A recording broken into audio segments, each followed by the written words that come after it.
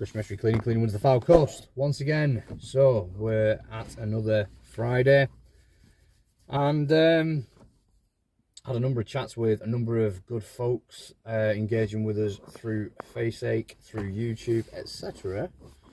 And it's interesting when you run a business, you end up engaging with a variety of people, some with vastly more experience than you, and this week has been no exception. So there is a guy called John who has, I believe, watched the channel once or twice and has even deemed it worthy enough to subscribe.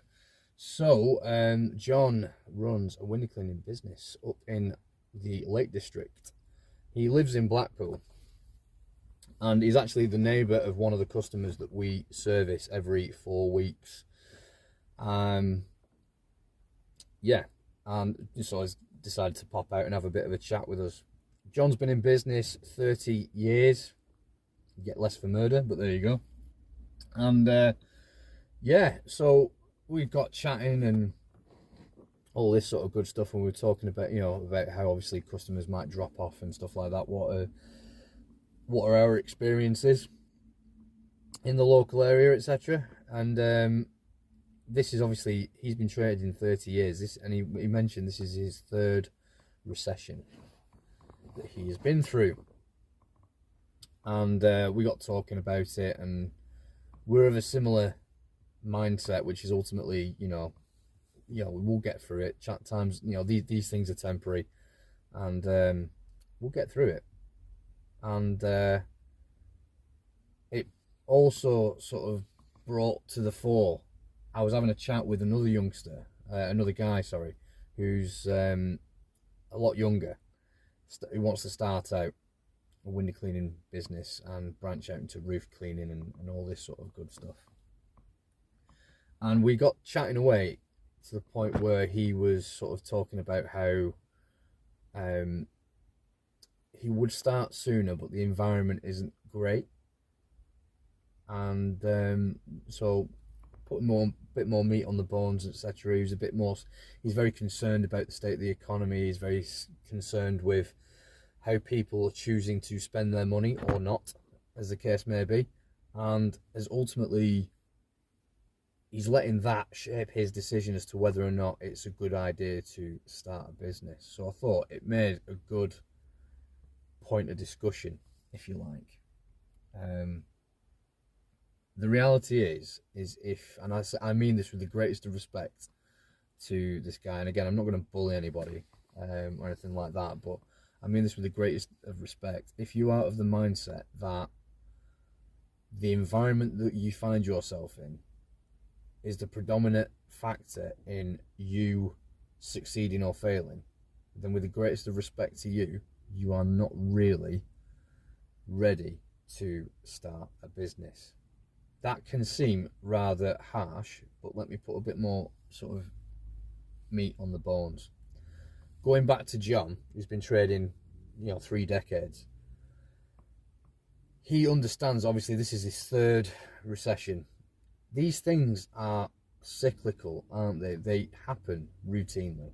Every 10 years, the economy cocks up. Every 10 years, there are job losses. Every 10 years, people will worry and stress and strain about money, etc.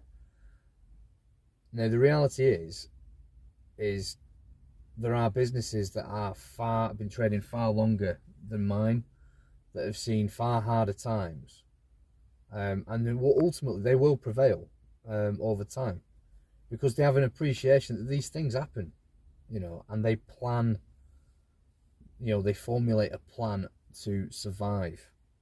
This is the problem, I think, with a lot of, I'm sorry if it's going a bit dark, it is like 2:30 in the afternoon, and it might be getting a bit dark on the camera, but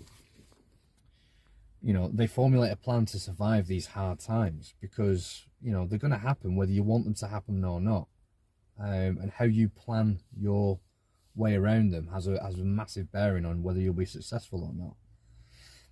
I draw upon my own personal experience in the military, for example, where they would always turn around to you and say, there is no such thing as bad weather, just ill preparedness. So the reality is if you know it's going to absolutely piss it down, like it has been doing today, and you don't take your, foul weather jacket with you, then you will come a cropper, and it will be your fault. And you will get wet, cold, wet, and miserable, and you'll have no one to blame but yourself. That, in the nicest kind of way, is very similar to if you know that the service you offer is ultimately a luxury service. It's not life and death, right? My business is great. I love it to death, but it is not a life-saving service. People will get by with dirty windows. They might not like it, but, they'll just get by without it, okay? Now, if, like John, you formulate a plan for surviving these hard times, etc. You can offer, be flexible with your service, etc. Stand out from the competition, offer value driven service to people with disposable income, etc., etc. On and on and on, right? You can ultimately survive hard times, right? But again, businesses like we've seen in the past, haven't we? Like the likes of, in the UK, we've seen Blockbuster completely and utterly wiped off the map by Netflix, and they were offered the chance to go in with Netflix to offer internet-based lending of like sort of streaming services and stuff like that, and Blockbuster refused, because they were so set in their ways. The market changed and it just swiped the board, and obviously all these Blockbuster stores just disappeared overnight. If you, again, I draw upon another military sort of, there's a lot of military sort of cliches, but they do hold water, they do sort of ring true in the modern world. So, I'm sorry, I'm going to draw upon them. In the military, they come across the 5 Ps for planning. Proper planning prevents piss poor performance, right? Okay?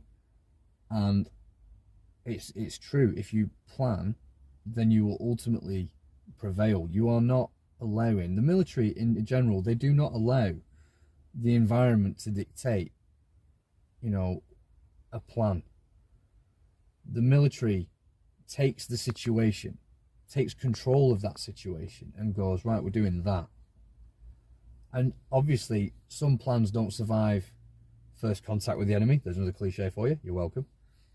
But the reality is because you are adaptable, you can change direction. You don't, just because during good times you do things a certain way, does not mean that during bad times those same rules apply, because life has a way of kicking you in the arse when you think like that. So again, if you are of that mindset where the environment is the primary means of you succeeding or failing, you effectively take yourself out of the equation. Your actions are almost completely irrelevant. So you then have to ask yourself, what can I do to increase my odds? Now, when you start thinking along those lines, then you're getting into the realms of, well, you're going in the right direction, because you immediately accept responsibility. You immediately accept that no one is coming to save you, and that ultimately your well-being is in your hands. And for some people that can be quite intimidating, quite scary, but for others it can be quite liberating. I love the fact that ultimately I am in control of my own little train set, my own little window cleaning business on the Fylde coast that,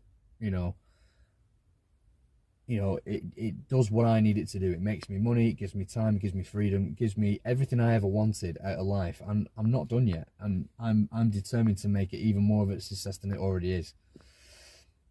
But again, I don't allow any environmental, challenges, if you like, that are outside the realms of my control. I don't allow that to sort of dissuade me from carrying on. The reality is, shit's going to happen, and I'm either going to be up to it and rise to the challenge, or I'm going to sort of back off and go, well, actually, no, I'm and then I'm going to fail. But that's not going to happen, because I'm of that mindset where if something goes wrong, I have to change. There's no curling up in a ball complaining about it that's going to make it improve or go away. And that's just how it is.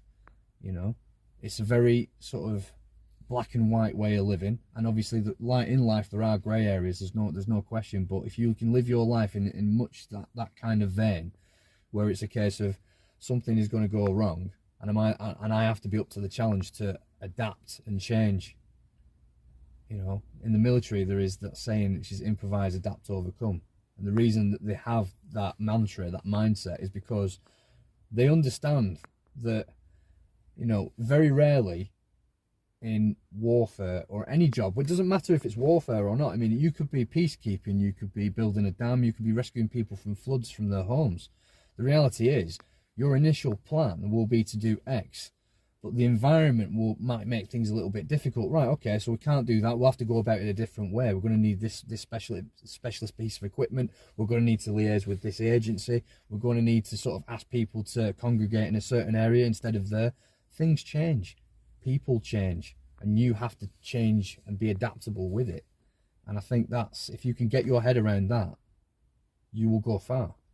You're already miles ahead of everybody else if you think like that, because most people, and I had this today, this morning, again, as you can see, the weather, I don't know if you can see or not, but the usual palatial Blackpool, it's absolutely shucking it down, at least it was earlier. And there's a guy who's at the back of a factory, he obviously works for this factory.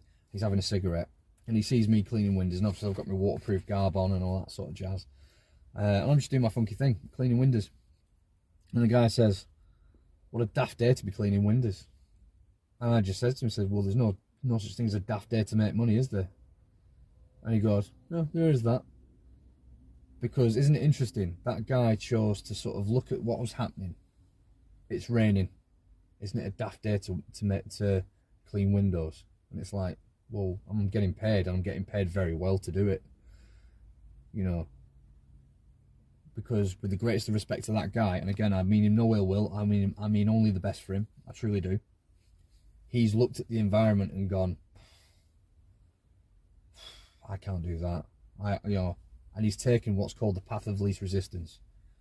It's easier for someone like that to go out and get a job than it is for them to imagine themselves in my position, running a business, having employees, having staff, and making decisions around that, because he can't get his head around that way of thinking. He sees only the environment as a problem. Right, well, I need money, I'm going to go get a job.